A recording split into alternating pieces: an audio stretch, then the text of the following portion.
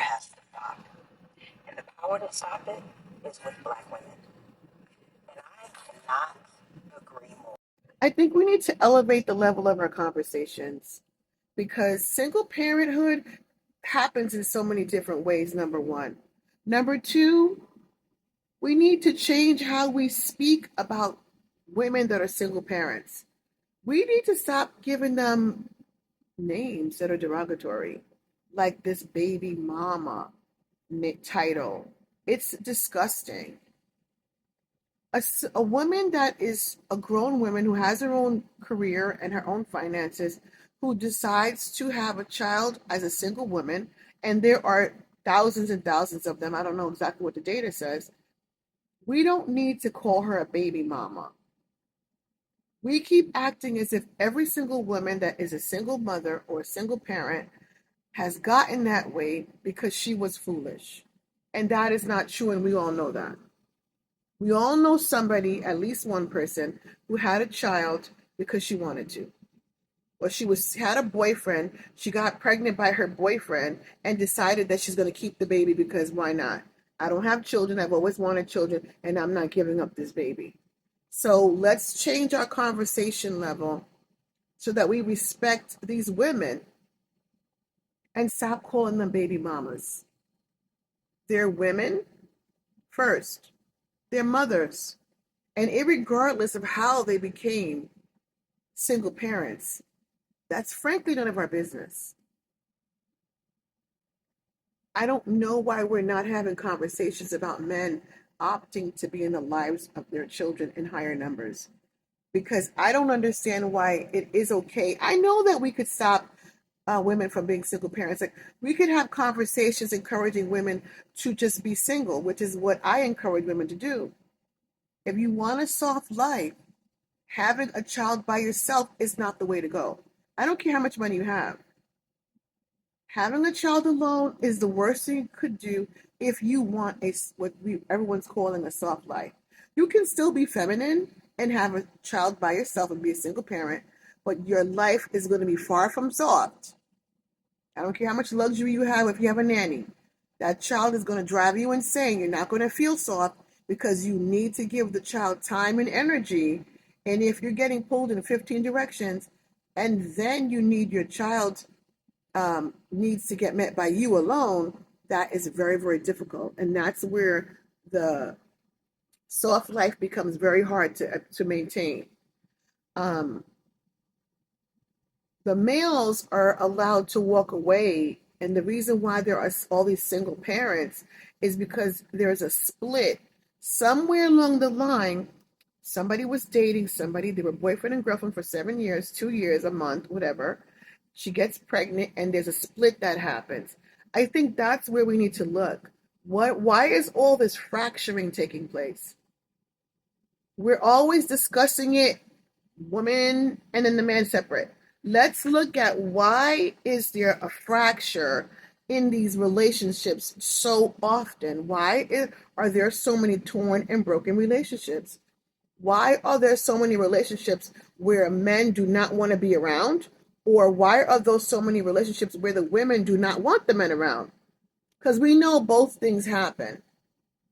We're not going to pretend that there aren't women who do not want that man around. And we're not going to pretend that there aren't men that do not want to be around.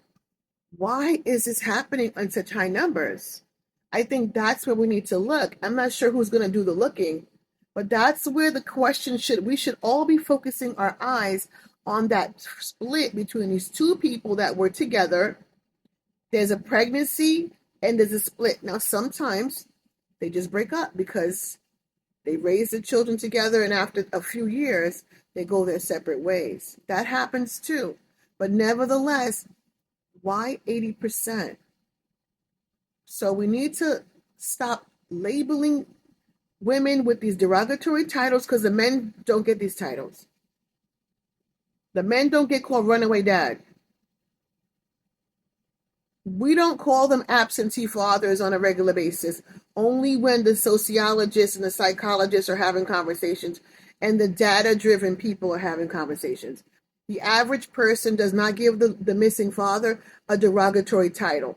But these women get shamed from here to eternity for choosing to stand there and raise a child. Think about how absurd that is.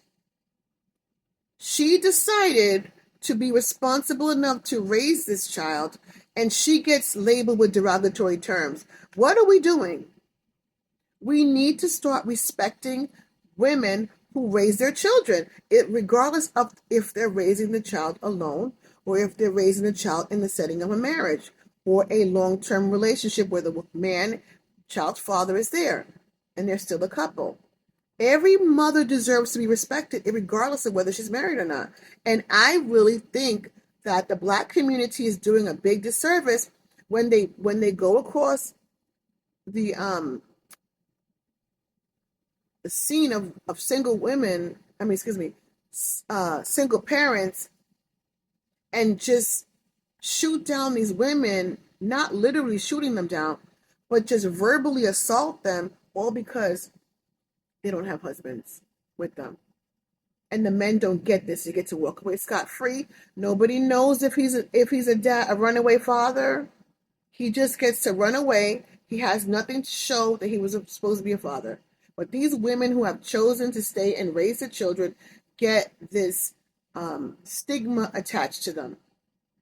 You show up in a store with a child by yourself, and then it's like, ooh, she's a single mother. What does she do wrong, right? It's not right. So yeah, we should look at the reasons why there are so many single parent homes. What is causing the split between the man and the woman in these relationships or situations where they're going their separate ways and she's keeping the child or he's keeping the child? Of course, it's not always that she keeps it. Sometimes he goes, I'll keep them. We need to look at that and stop calling these women baby mamas. Stop it. It's disgusting. Look, I didn't get a part of that. I didn't get into that side of life. But I do understand that me trying to feel superior to a woman who did is not doing me any service. I'm not getting any better in life because I'm going to make fun of somebody else. And frankly, I don't see what's so funny about that. I don't see why I should feel superior to another woman that is raising a child by herself. And I don't see what anyone else does, but they do, because the men applaud these women. Oh, you don't have any kids. Oh my goodness, right? They get all the applause. Meanwhile, these same men have babies with and children with women that they're not married to or even speaking to or even visiting the children, right? So we need to get the men on the hook. I'm calling them runaway fathers that leave their children. Since we're going to give derogatory terms, I can make up more than that. And we need to start looking at the dynamics involved in these broken relationships that's leading to children with only one parent involved in their lives, and stop acting like all the responsibilities for the women. As a society, we need to stop putting pressure on Black women to prove their worth by doing something. So now they either have to overwork themselves at work to prove their worth, or they have to go and have a baby by somebody to prove their worth. And that's a big part of why women are going into having children when they shouldn't be having them. Everyone else is doing it. There's a little peer pressure going on.